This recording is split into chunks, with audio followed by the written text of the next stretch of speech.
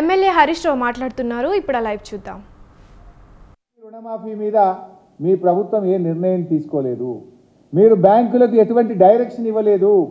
అందుకే ఇలా బ్యాంక్ అధికారులు పోయి ఇలా ఊర్ల మీద పడి రైతుల్ని భయభ్రాంతులకు గురి చేస్తూ ఉన్నారు. రైతుల్ని బెదిరిస్తున్నటువంటి పరిస్థితి ఉన్నది. అంటే ఇలా రేవంత్ రెడ్డి గారి ప్రభుత్వం రైతుల్ని దగా చేసింది, మోసం చేసింది. ఈ కాంగ్రెస్ పార్టీ రైతులకు మొండి చేయి చూపింది.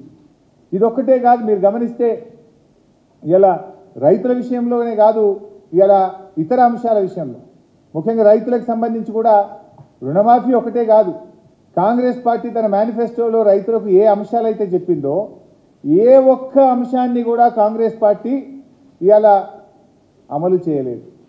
ఏ ఒక్క అంశం మీద మాట నిలబెట్టుకోలేదు. ఈ మేనిఫెస్టోలో వాళ్ళు ఏం చేసిండ్రు? 6 గ్యారంటీలు, 6 గ్యారంటీల మీద బాండ్ పేపర్లు పంచిండ్రు, నోటరీ డాక్యుమెంట్లు ఇచ్చిండ్రు. ప్రజలు నమ్ముతలేరని చెప్పి బాండ్ పేపర్ మీద రాసి ఇంటింటికి ఇచ్చి వచ్చిండ్రు. 100 రోజుల్లో 6 గ్యారంటీలు, 13 హామీలు అమలు చేస్తామని చెప్పారు. మరి బాండ్ పేపర్లు పంచి నోటరీ డాక్యుమెంట్లు ఇచ్చిన కాంగ్రెస్ పార్టీ ఇలా రైతుల విషయంలో ఏం చెప్పింది? మేము రాగానే డిసెంబర్ 9వ తేదీ 2 లక్షల రుణమాఫీ. మోసం. రైతులకు, కౌలు రైతులకు ఎకరానికి 15,000 రూపాయలు ఇస్తాం. దగా.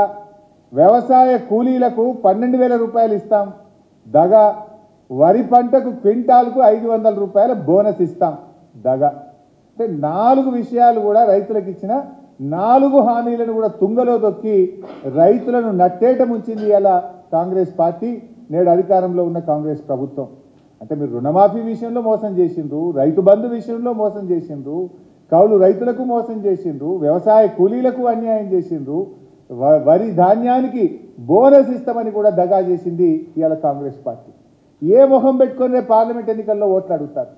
మేము మీకు నోటరీ డాక్యుమెంట్లు ఇచ్చి మేము బాండ్ పేపర్ల సాక్షిగా రాష్ట్రంలో రైతుల్ని మోసం చేసినాం, మా కాంగ్రెస్ పార్టీకి ఓటేయండి అని అడుగుతారా? 10 ఏళ్లలో ఎప్పుడు లేని విధంగా 20 లక్షల ఎకరాల్లో పంటలు ఎండబెట్టినందుకు కాంగ్రెస్ పార్టీకి ఓటేయమని అడగడానికి వస్తారా? నీటి నిర్వహణలో వైఫల్యం చెందాం, కరెంటు సరిగా ఇవ్వలేకపోయాం, మీ మోటార్లు గాలబెట్టాం, ట్రాన్స్ఫార్మర్లు కాలిపోయి రైతుల మీద అదనపు భారం పడ్డందుకు కాంగ్రెస్ పార్టీకి ఓటేయమని అడగడానికి మీరు గ్రామాల్లోకి వస్తారా అని నేను అడుగుతా ఉన్నా. ఇలా కాంగ్రెస్ పార్టీ పరిస్థితి ఎట్లా తయారైందంటే వాళ్ళకి అసలు తీరిక లేదు. ఎంతసేపు ముఖ్యమంత్రి గారు నేను పార్టీ కోసం గేట్లు తెరుస్తా, నేను గేట్లు తెరిచిన రాండ్రి పార్టీలోకి ప్రతిపక్ష నాయకుల ఇళ్లలోకి పోయి బతిల్లాడి కండువాలు కప్పుతున్నాడు ముఖ్యమంత్రి గారు. మీరు గేట్లు తెరవాల్సింది పార్టీ గేట్లు కాదు, ప్రాజెక్టుల గేట్లు తెరవండి, ఎండిపోతున్న పంటలు కాపాడండి, గ్రామాల్లోకి వెళ్ళండి, రైతులకు ధైర్యం కల్పించండి, వెంటనే అత్యవసరంగా రివ్యూ మీటింగ్ పెట్టి రాష్ట్రంలోని రైతులకు ఎక్కడెక్కడ ఎంత నష్టం జరిగిందో అంచనా వేసే విధంగా రిపోర్ట్లు తెప్పించి ప్రతి ఎకరానికి 25,000 రూపాయల ఆర్థిక సహాయం చేయాలని చెప్పి బీఆర్ఎస్ పార్టీ పక్షాన మేము డిమాండ్ చేస్తూ ఉన్నాం. గౌరవనీయులు కేసీఆర్ గారు ఈరోజు ఉదయం పార్టీ నాయకులందరితో కూడా ఆయన మాట్లాడడం జరిగింది. ఈ పరిస్థితి చూసి ఆయన చాలా ఆందోళన చెందారు. రాష్ట్రంలో రైతులు చాలా ఆందోళనలో ఉన్నారు, ఆత్మహత్యలు చేసుకుంటున్నారు. ఈ పరిస్థితి అంతా చూసి ఇలా కేసీఆర్ గారు మా పార్టీకి ఆదేశం ఇవ్వడం జరిగింది. ఇలా పార్టీ నాయకులందరినీ కూడా నేను ఈ సందర్భంగా కోరుతా ఉన్నా, రేపటి నుంచి బీఆర్ఎస్ పార్టీ ఎంపీలు, ఎమ్మెల్యేలు, ఎమ్మెల్సీలు, మాజీ ఎమ్మెల్యేలు, మరి పార్టీ నాయకులు, గ్రామ మండల శ్రేణులన్నీ కూడా పంట పొలాల్లోకి వెళ్ళండి.